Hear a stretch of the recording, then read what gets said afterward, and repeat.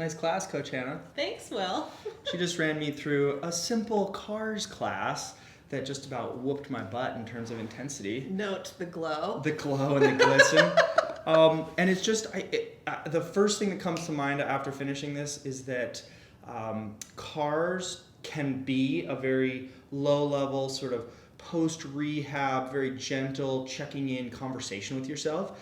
And cars can be a very intense, very specific to your end range drill that feels a lot more like strength training. And that's not even the point where we start to add external load, where we actually start to add weight.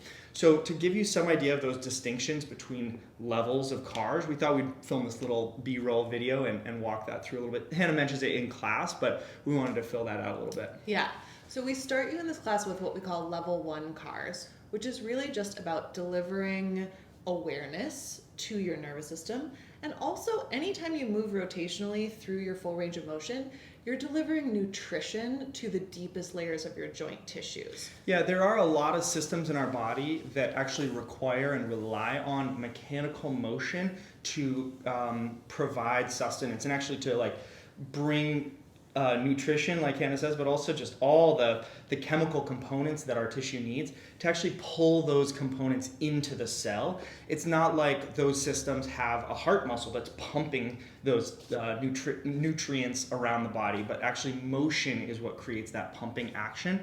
So even if the motion looks very small or needs to be small for you right now because of pain or weakness or whatever, just keeping that in mind can sometimes be actually total change in how it feels, because you know, oh, I'm giving my joints some of that needed nutrition, that needed motion. And it can feel in contrast to what is often the sort of intuitive idea, like, oh, this hurts, I shouldn't move it, I should leave it alone.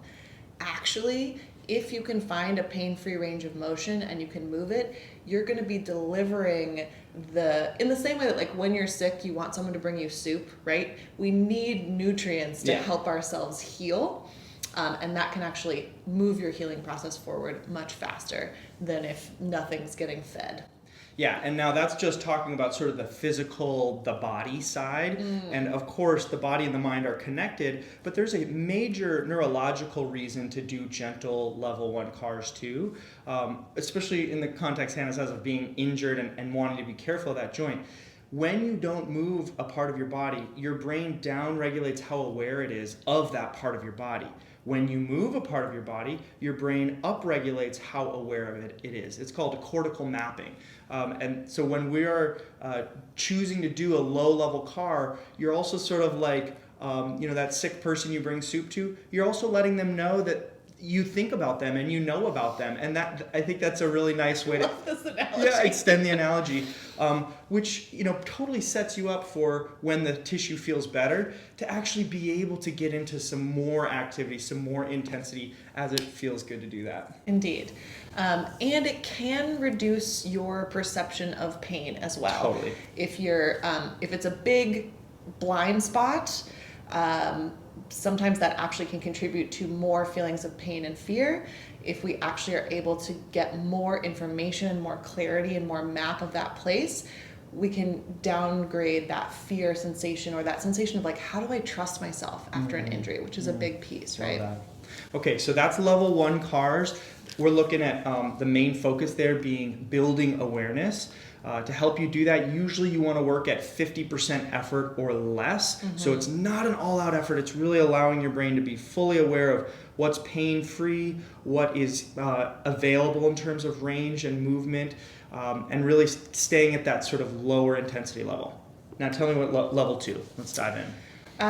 Level 2, we're going to use various strategies, and you'll do this in the class, to turn up the amount of internal tension that you're using as you move through those cars. So starting to make it feel, words are hard, starting to make it feel more like a strength training activity, such that we're feeding even higher levels of information to our nervous system, and we're starting to actually strength train all of the muscles that are connected to that joint by moving it through all of its possible ranges of motion. So for level 2, we want to make sure we're moving in a pain-free range. Totally. We're moving with a healthy joint. We're layering training effect onto a joint that's ready to receive that added stimulus. Yeah, and when Hannah says strength training, that's sort of a nice way to encapsulate this whole magical thing that happens when cells actually get loaded, when they have to resist against something.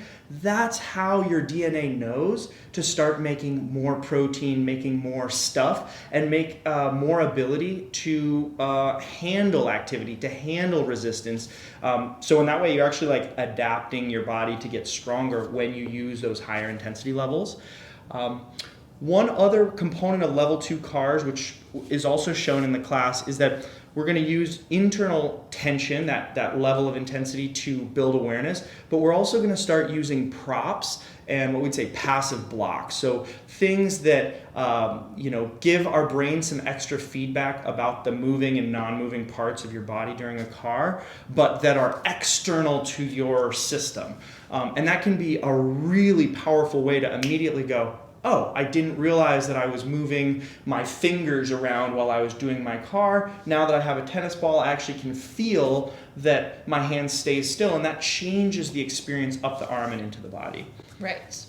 So adding layers to your environment that will help you know if other parts of you are participating in that CAR that we don't want to be participating in that CAR. Yeah, and this is all towards level 1 is awareness focus. Level 2 is articulation focus. How close to that actual safe, pain-free end range can you get? Knowing that that's going to take some serious levels of awareness and also some serious levels of intensity and contraction from the non-moving parts of your body. Yeah.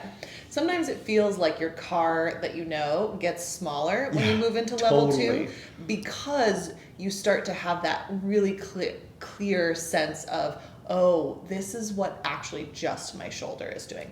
This is what just my hip is doing if I'm not rotating my belt buckle to look where the hip is going. Yeah, and physically that can be a total upgrade in terms of movement and sensation. Emotionally, that can be a really hard kind of humbling. But I worked on it. Yeah. I know it's gone. Am I getting worse? No, you're actually getting better because you're creating more independence between your parts, and then when they come together, you can make more magic happen. Indeed. So I guess we only have level 3 to go here, which we don't get into in the class because it's very person and body specific about if it's an appropriate thing to do. And in a typical class or someone's program, we wouldn't have you do level 1, level 2, and level 3 unless you were ready for level 3. Most of us are going to need more time in the level 1 and level 2 zone, and then at some point, level 3 might become appropriate for a particular joint or for a particular area. Yeah. So level 1 was awareness focus. Level 2 is articulation focus. How close to the end range can we get? Level 3 is actually conditioning or capacity focus. And so in a way, if we did lots and lots of high intensity level 2 CARs, I think I could call that a level 3 CAR. But most often it becomes level 3 when we add a light weight to the movement. So instead of doing your shoulder CAR with a tennis ball, you're now doing your shoulder CAR with a soup can. Mm-hmm. So when I say lightweight, I really mean like 2 to 3, maybe 5 pounds if you're a 6'6" NFL lineman. But for most of us, 2 pounds is going to be like, oh my God, this is a totally new experience. Because we are the weakest at our end ranges. So if you're truly doing your CARs all the way out at your end range of motion, a little bit of added load is going to feel like plenty extra. Absolutely. All right, so really hope that sort of breakdown kind of helps you situate and orient in terms of what CARs you're doing and why you might choose to do different ones. The one that I was just going to throw out there is that level 1 CARs is usually what you want to aim for your morning daily routine. And then, like Hannah mentions in the class and just now, level 2 and level 3 is more that strength training stimulus where you're actually trying to create some adaptation for your body. And then the only other thing I want to layer in, and this is tricky, we're always asking many of the cues that we offer to help you explore and feel what your edge of current range is.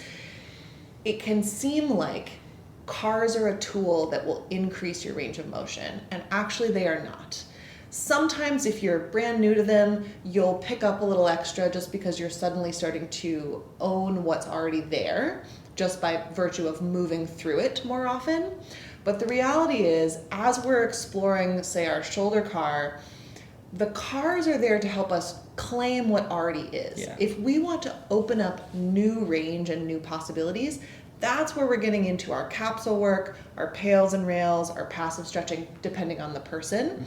And then our cars are there to help us integrate those changes. So while you do want to be curious and feeling for what your end range is in case it has moved thanks to your other Kinstretch work, it's important to remember that cars aren't the tool that actually buy us more range of motion or more freedom. Totally. Very important. Yeah. All right. Happy carsing. Yeah, happy carsing. That might stir up some questions. I know it took me a little while to go, wait, is this level 1 or level... So we'd love to hear questions as always, and talk soon.